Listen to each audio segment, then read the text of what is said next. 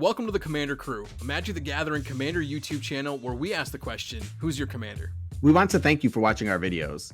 You can help support us by liking this video, subscribing to our channel, and hitting the bell notification icon. You can also go to thecommandercrew.com to check out our t-shirts, masks, pet hoodies, and other Commander Crew goodies. If you want to buy any of the cards seen in this video, be sure to click our TCG player affiliate link in the show notes below. Lastly, you can help us out by heading to our official Patreon page and becoming a direct supporter of the channel. Now let's get to the video. Oh no. What is up, everybody? It is Chris from the Commander Crew coming out with another episode of the Strixhaven Snapshot. We have this time we have Extus, Oriq Overlord, and Awaken the Blood Avatar. Let's look into this Aristocrat build. Oh yes, I'm playing my favorite style of Aristocrats. This Oriq Overlord is 1 white black for a 2/4 human warlock, double strike with Magecraft. Whenever you cast or copy an instant or sorcery spell, return target non-legendary creature card from your graveyard to your hand. Pretty awesome recursion, but that's not where my focus is going to be. My focus is going to be on Awaken the Blood Avatar. 6 black-red.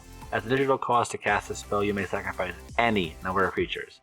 This spell then costs 2 less to cast for each creature sacrificed this way.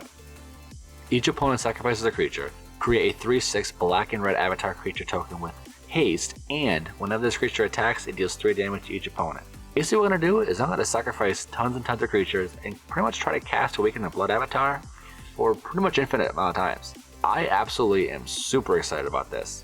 Aristocrats is a very straightforward way to win.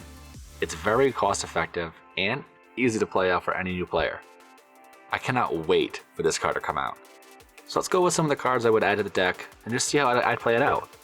At first glance, this card kind of reminded me of Torgar, Famine Incarnate, and Dargo the Shipwrecker, which they're pretty high costed cards and a pretty big body, but whenever you can sacrifice a number of creatures, and in Dargo's case, artifacts and creatures, they reduce the overall cost. So I'm pretty excited about this. Basically, you can get value even on top of just simply sacrificing and pinging all your opponents for damage. You can basically get this additional spell on top of everything. So at first glance, I was like, okay, how did Dargo play? How did Dargo play? Let's see how this came out. A great way to figure out what you'd put in this deck is to look at decks that are already running the Aristocrat style. We have Alesha, who smiles at death, Judith the Scourge Diva, and Teysa Karlov. These are pretty much the top 3 that I can think of in my opinion that 1, I've also built myself, and 2, are pretty awesome at Aristocrats. Alesha, who smiles at death, 2 in a red for a 3/2 human warrior first strike, and when she attacks, you can pay either Ors of Arzov and you return a creature to the battlefield. Judith the Scourge Diva, 1 in Rakdos for a 2/2. Other creatures you control get +1/+0, but whenever a non-token creature dies, it deals 1 damage to any creature or target. And then Teysa Karlov, 2 in Orzhov for a 2/4 human advisor. If a death trigger were to trigger, it triggers twice. And then creature tokens you control have vigilance and lifelink. These are pretty much auto includes. Right now I have a deck that I'm playing Alesha, and it's 100% Aristocrat. It's a human Aristocrat build. There's so much recursion. If you're having any difficulties of like, where do you want to start? Look at these decks because they are 100%, in my opinion, Aristocrats. And with this new commander card coming out in this new set, that is where you want to be. These themselves I'm going to 100% automatically include in this deck because the synergies work out so well in my overall game plan of this deck. Then we're going to want to include those like staples you do for the Aristocrats, like those free sack outlets. Astronaut Altar for 3 colorless, we sacrifice to add 2 colorless. Phyrexian Altar for 3 colorless, sacrifice a creature, add 1 mana of any color. So that basically is 3 mana because it can either tap us for the red or the black that we need, and sacrificing a creature. Then we have Fanatical Devotion, which, yeah, it's a free sack outlet, but also gives us the option to regenerate target creature. So that can help us out substantially. Then we have Monitor's Cause for 2 and a white, sacrifice a creature, prevent all damage to a creature or player from 1 source. Yeah, it says only 1 source, but with so many creatures sacrifice and able to sacrifice, you can target multiple things. I'm pretty excited that they threw all 3 colors in there of Mardus. That way it gets a broad horizon of where we want to go with this Aristocrat build. We're not limited to either just Orzhov or just Rakdos. With all 3 colors, we can build an overall very strong deck. But these 4 sack outlets, there's so many more of the sack outlets out there as well to help build that overall deck. Whether it be adding mana, regeneration, preventing damage, or just simply pinging our opponents or scrying. Sacrifice outlets are a big key thing you want to look at when starting to build an Aristocrat deck. And then with some awesome cards, we have Thermopod 4 in red for a 4/3 slug. Sacrifice a creature, add red to your mana pool, so that's another basically Phyrexian Altar ability. So getting those extra colors can definitely help out substantially. So you're gonna figure every time we sacrifice a creature, it's reducing the cost by 2, but we still have the red and black to worry about. We have Blood Pet for a single black for a 1/1, sacrifice it and you add black to your mana pool. And then Impulsive Pilferer for a single red 1/1, when it dies you create a treasure token, but it also has Encore for 3 and a red, so you can get even more treasure tokens afterwards. The benefit with these cards, yeah, they can sacrifice themselves or even another creature, but you can get Recursion with this deck and bring them back for even more value on top of it. So you're basically doing almost like a double dip with the Aristocrat builds.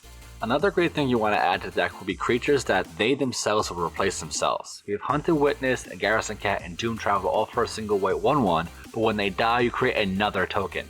So basically this is going to give us so much more overall value with our commanders, the sorcery speed.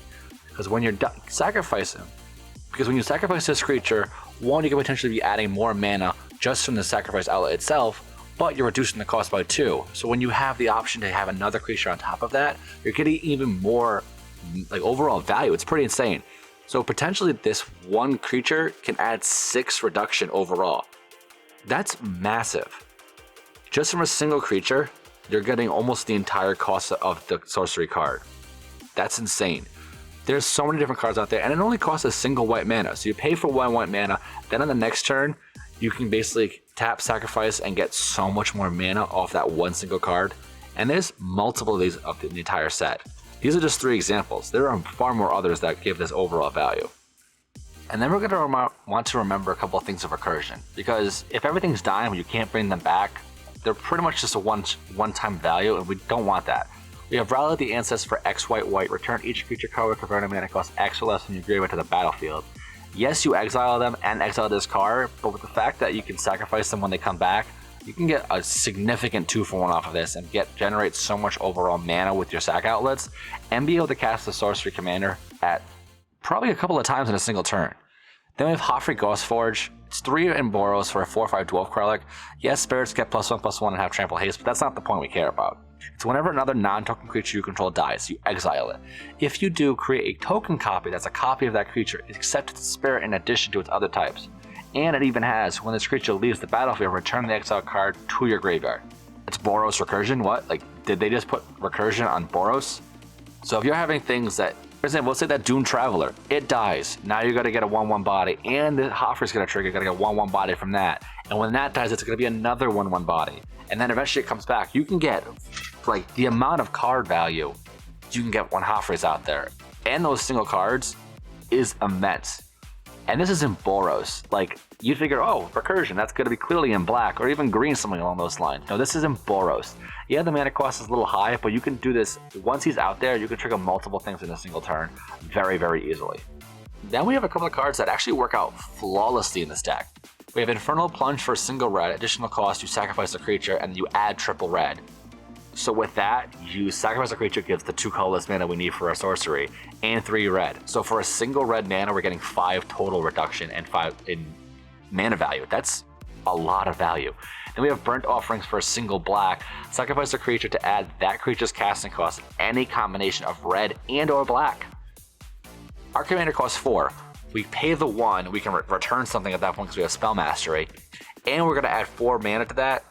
It is also a reduction cost on top of that. So for a single black mana, we're adding 6 overall mana. That's almost the entire cost of 1 single trigger for our sorcery side commander. And it's red and black, like that's insane. These cards for a single mana are giving our commander, and basically our overall deck, some epic overall value. Another way to get the engines rolling is to basically put as many tokens on the battlefield as possible. That way we can sacrifice those tokens and then make our commander cost even less. We have Weaponcraft Enthusiast for 2 and a black for a 0/1 with Fab 2. Sengir Autocrat for 3 and a black for a 2/2, where enters the battlefield, create 3 0/1s. Yeah, you have to exile it when all the serfs leave, but that's the least of our worries. Lingering Souls for 2 and a black with Flashback for 1 and a black, create 2 1/1 white spirits flying.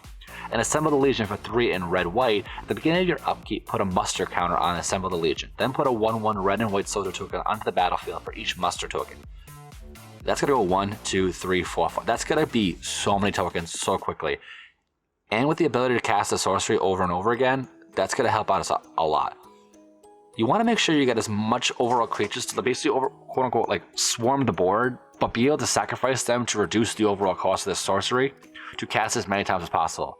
Because once we cast it, we're gonna let all of our opponents sacrifice a creature, and we create a 3/6, and that 3/6 has haste. So if we can potentially get, let's say, 4 or 5 in the battlefield, and they swing in, That's 3 damage to each of our opponents per guy swinging in.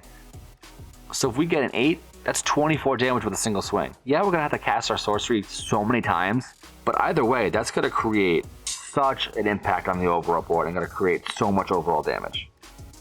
Then since we have so many things dying, we want to basically, if something were to die, we're going to get even more creatures on top of that.